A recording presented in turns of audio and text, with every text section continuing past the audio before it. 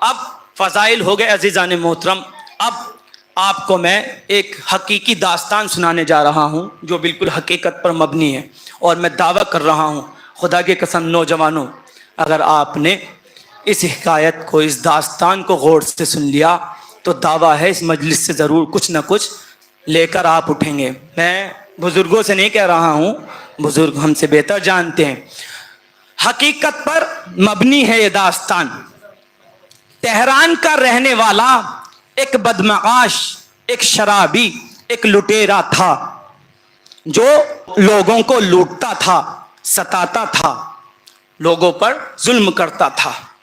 لیکن جیسے ہی محرم آتا تھا وہ مولا حسین کے احترام میں یہ سب کام, یعنی چوری کرنا, لوگوں کو ستانا, لوٹنا, سب کچھ چھوڑ دیتا تھا, جس کو رسول ترک کہا جاتا ہے. اس کی قبر بی بی معصومہ کم سلام اللہ علیہا کے حرم کے پاس ایک قبرستان میں موجود ہے, اور اس کی قبر پر لکھا ہوا ہے آزاد کردہ امام حسین علیہ السلام, یعنی امام حسین علیہ السلام کا آزاد کیا ہوا. یہ کسی رئیس کے گھر تہران میں ایک مجلس میں گیا تو بانی مجلس نے اس کو دیکھا اور غصہ ہو گیا, اور دل میں سوچنے لگا کہ اس رسول ترک کا اس مجلس سے کیا تعلق, اس کا یہاں پر فرش عزا پر کیا کام ہے. تو لہٰذا بانی مجلس آیا اور رسول ترک کو فرش عزا سے اٹھایا اور بھگا دیا. رسول ترک مولا حسین علیہ السلام کے احترام میں خاموشی کے ساتھ اپنے گھر کو چلا آیا. شب ہوئی, بانی مجلس نے شب میں خواب دیکھا کہ ایک صحرا ہے, امام حسین علیہ السلام اپنے اہل خانہ اور صحابہ کے ساتھ ہیں. خیام حسینی کا دشمنوں نے حصار کیا ہوا ہے. تو یہ کہتا ہے بانی مجلس کہ میں امام حسین علیہ السلام کے خیام کی جانب جانا چاہتا ہوں. تو ایک صد, ایک کتا ہے کہ جو کسی کو بھی امام حسین علیہ السلام کے خیام کے پاس آنے نہیں دے رہا.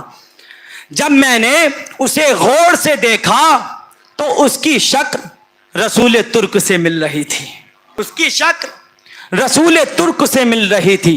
یہ پریشان ہو گیا. صبح ہوئی, رسول ترک کے پاس آیا اور معافی تلافی کی. کہا اے رسول ترک, آج تجھے میرے یہاں پر مولا کی سوگواری میں ضرور آنا ہے. اب رسول ترک کہتا ہے بھائی کیا ہو گیا, کل تو نے مجھے فرش عزا سے اٹھا کر, مجلس عزا سے اٹھا کر بھگا دیا تھا, اور آج تو مجھے مجلس عزا کی دعوت دے رہا ہے. بانی مجلس نے مکمل ماجرا رسول ترک کو سنایا. رسول ترک زارو قطار رونے لگا اور کہا اے زہرا کے لال, اے میرے آقا امام حسین علیہ السلام, کیا میں اس لائق ہوں کہ میں آپ کے خیام کی حفاظت کروں؟ کیا میں اس لائق ہوں کہ آپ کے خیام کی حفاظت کروں؟ آپ نے مجھ گناہگار کا انتخاب کر لیا, بھلے ہی مثل سگ, بھلے ہی مثل کتا انتخاب کیا, مگر مجھے اس قابل بنا دیا کہ میں رسول زادیوں کے خیام کی حفاظت کروں. میں رسول زادیوں کے خیام کی حفاظت کروں. پھر کیا عزیزان محترم, رسول ترک نے تمام تر گناہ و معصیت خدا و رسول کو چھوڑ کر توبہ کی, اور اہل بیت علیہم السلام سے اس قدر عشق ہو گیا کہ اس کو اپنے مرنے کی بھی خبر ہو گئی کہ میں کب مروں گا اور کہاں دفن کیا جاؤں گا. علماء کرام نے رسول ترک کے بارے میں بتایا کہ رسول ترک پر مولا حسین کا خاص کرم ہو گیا تھا.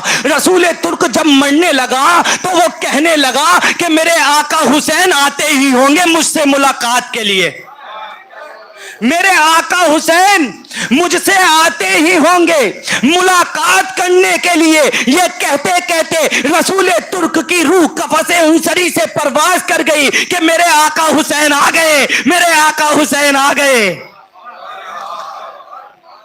یہ کہتے کہتے رسول ترک کی روح قفس انصری سے پرواز کر گئی کہ میرے آقا حسین آ گئے, میرے آقا حسین آ گئے. رسول ترک کی قبر شہر کم بی بی سلام اللہ علیہ کے حرم کے نزدیک ایک قبرستان میں تمام لوگوں کے لیے جائے توسل بنی ہوئی ہے. رسول ترک کی سر قبر مسلسل علماء کرام کی آمد و رفت رہتی ہے. تو عزیزان محترم، ہمیں اس سے سیکھ ملتی ہے کہ ہمیں کسی بھی مولا کے عزادار کو حقیر نہیں سمجھنا چاہیے. اس فرش عزا پہ سب برابر ہیں. کوئی گناہگار بھی آ رہا ہے تو ہمیں حق نہیں ہے یہ کہنے کا کہ اس کا فرش عزا سے کیا تعلق. آپ کو نہیں معلوم کہ حسین اور اس کے درمیان کون سا رشتہ ہے. ہو سکتا ہے اس نے توبہ کر لی ہو اور وہ حسین کی نظر میں ایسا ہو گیا ہو کہ جیسے ہم بھی نہ ہوں. تو عزیزان محترم، ہمیں ان ایام کا حد توانائی احترام کرنا چاہیے. امام حسین علیہ السلام بذات خود اپنے عزادار پر نظر جمائے ہوئے ہیں. ایک صلوات پڑھ دیجئے محمد و آل محمد.